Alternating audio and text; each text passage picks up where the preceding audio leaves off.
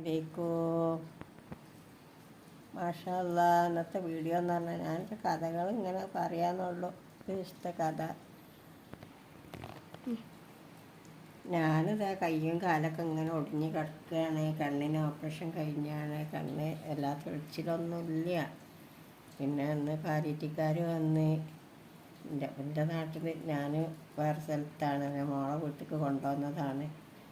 ഞാൻ മരോളെടുത്താണ് നിൽക്കൽ. ഇപ്പോൾ വെയ്യാഞ്ഞപ്പോൾ കയ്യും കാലും ഒടിഞ്ഞപ്പോൾ പറ്റ കിടപ്പിലാണ്.